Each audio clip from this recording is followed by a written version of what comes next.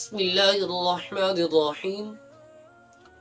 حضرت سلیمان فارسی رضی اللہ تعالی عنہ فرماتی ہیں، حضور صلی اللہ علیہ وآلہ وسلم نے فرمایا کہ دعا کے علاوہ کوئی چیز تقدیر کو رد نہیں کر سکتی۔